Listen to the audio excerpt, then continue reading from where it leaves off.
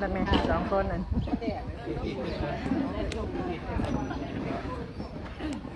เอาง่ายๆสบายๆไม่วันนี้อยู่ที่ชมรมมวยโบราณสะพังทองสกลนครนะคะวันนี้เรามีกิจกรรมพิเศษนะคะมีดนตรีในสวนแล้วก็มีพิธีผูกแขนต้อนรับน้องใหม่วัยเกษียณนะคะคุณสาครเสียงเพราะพนมมือนะคะหัวหน้าพมจ.สกลนคร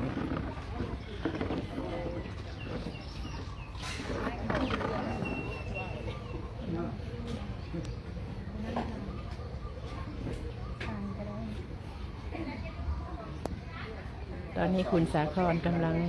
จุดเทียนนะคะและขอเรียนเชิญอาจารย์จำลองผูกแขนพรามนะคะแค่สักพิสูจน์ก็ได้นะเปิดทางสำหรับ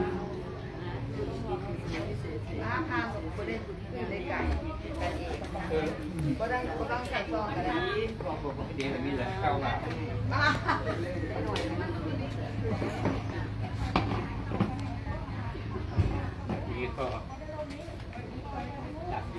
คุณลุงทวินเป็นพรามนะคะครับก็เชิญทุกท่านนะครับในช่วงพิธีใบสีจุดฝันเด้อกับเด้อ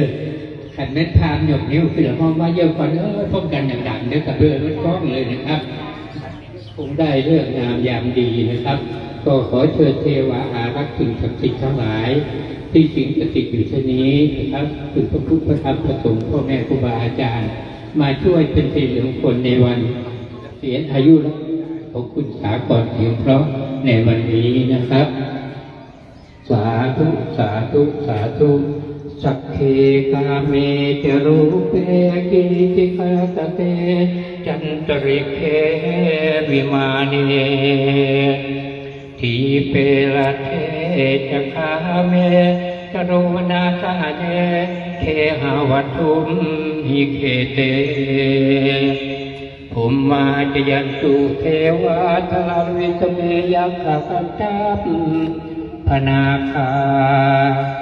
ติทันตาสันติเกยังมณิวาลวาจนังสาทโวเม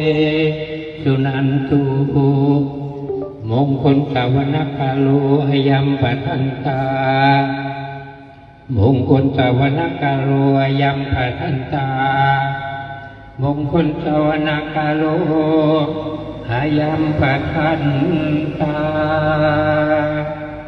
นะโมตัสสะภะคะวะโตอะระหะโตสัมมาสัมพุทธัสสะ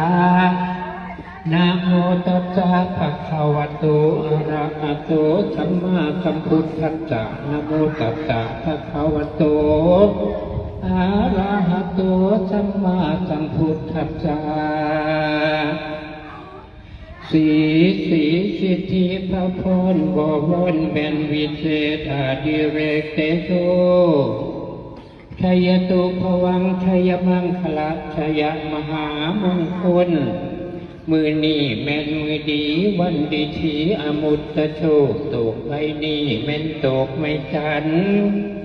ขันใบนี้แม่นขันใบแก้วอันที่ตั้งอยู่นี้แล้วเป็นท่านแก้วใบสีตกแต่งสวยงามอย่างดีบังพร้อมมีท่านผู้มีเกียรติญาติพี่น้องเพื่อนฝูงมานั่งล้อมอยู่ซ้อนล้นใจลายมีทั้งว่าฝ่ายผูกแขนมีทั้งแหวนไตปอยปัดปินน้อยซอยบางบ้านมีทั้งข้าวป่าอาหารข้าวหวานทั้งหลายหลากทั้งมาปีและผู้พักพร้อมโซอันดีด้วยมีทั้งข้าวต้มกล้วยใบสีมีไข่ต้มน้อยดีเกี่ยงปลอดแต่งสวยงามสุดยอดเดาดามาลาหอมห่วงเฮาเหล่าขวดแก้วใช้ให้ฝากฝันทุกสิ่งอันในเตรียมไว้พระจอดไทยทศพลไทยงานตนมาแต่เมืองฟ้ากวาดแก่นหน้าทักซื้อคุณสีคุณพันสมศรีสันลามสภาท่านจึงมีพระราชายาปลงสิทธิชยาพระพรบวรเป็นวิเศษดังนี้เป็นเขาปรากฏเขาเป็นผีสำริดเยโชคประกอบโยกเป็นวิงมงคล ได้เชิญตนเป็นหมอสูตรเข่าให้มาเว้าห้องกูเอาขวัญว่ามาเด้อขวัญเอ้ยมาเด้อขวัญมาหอดตอนทำให้อยู่ดีมีแห้งขวัญมาหอดตอนแรงหายโศกให้เศร้า ยินดีต้อนรับเข้าสู่ชมรมมวยโบราณสำหรับผู้เกษียณอายุราชการทุกท่านนะคะ ไปไงขวัญมาหอดตอนบ่ายถ้าหังพามีได้เป็นเศรษฐีร่ำรวยเงินล้านนั่งนอนอยู่ในบ้านยังมีแต่ เสียงดีมากเลยคุณสุภวินนะคะ แต่ทุกมีมาไกล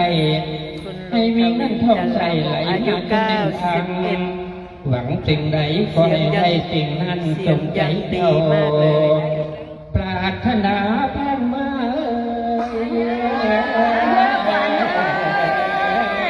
มาเด้อ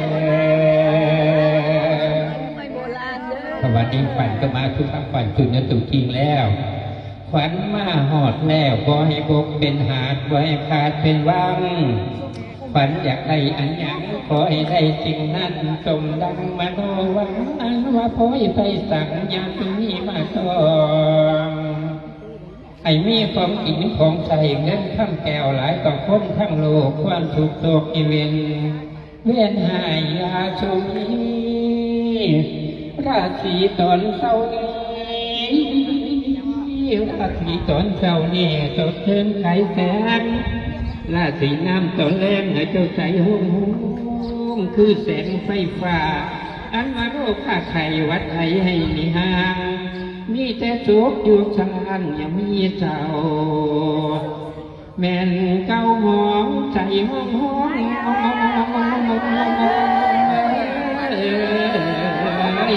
มาเด้อ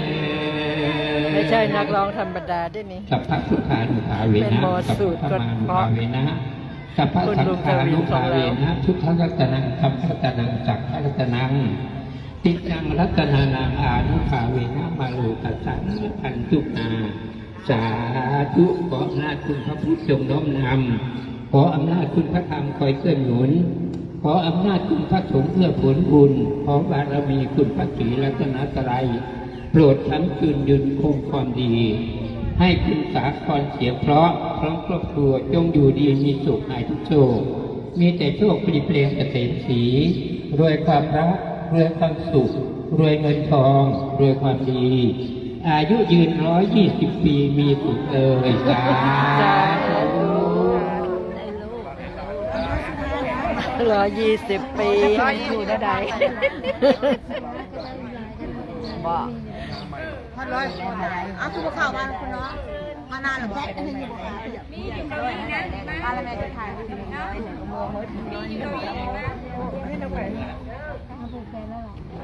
ะตอนนี้ก็เป็นผูกแขนนะคะ เขาส ผู ลาก แขนให้กับคุณสาครนะคะ ครับบัดมงคลมือนี้เด็กคุณแต่ก่อนเด้อครับเป็นของโบราณข้าวเหนียวให้รักกันแน่นเหนียวเด้อให้ก็คันที่ผิวพรรณพุทธพองสงสัยให้หน้าผิวพรรณงามคือเดี๋ยวก็ใครปลอกทำกิจการใดๆก็ตามให้ต้องง่ายทุกกล้วยข้าวปลาบ่ให้มีปัญหาอยู่ง่ายเรื่องง่ายกว่าดีให้ก็ดีดีก็เข้าต้มนอนข้าวต้มให้ละกันเนี่ยเด็กคือข้าวเหนียวพันครับเดี๋ยวมีทุกมีสุขมีโรคมีภัยผู้แก่ใช้ทำมาผู้เป็นฝากเป็น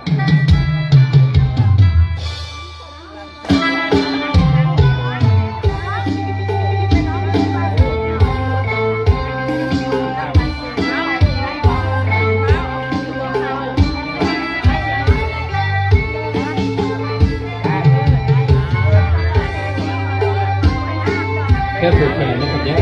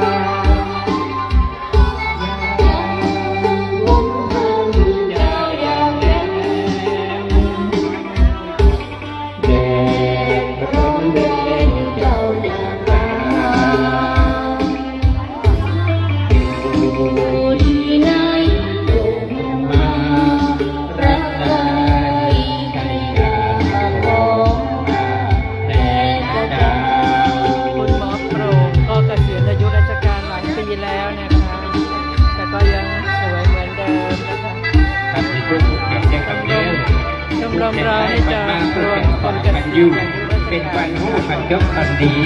ไว้ไปน้ำปีไว้ปีน้ำเพิ่นเด้อกินข้าวกับปีก็ให้ข้าวเที่ยวมากับปีกันให้ท้ายให้มาได้ท่องเป้ามากินข้าวกับพี่กับพ่อข้าบริวารกับ ขอหน่อย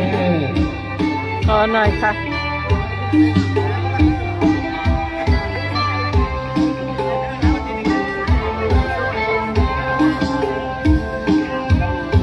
ตอนนี้ก็ผูกแขนไปเรื่อยๆนะคะ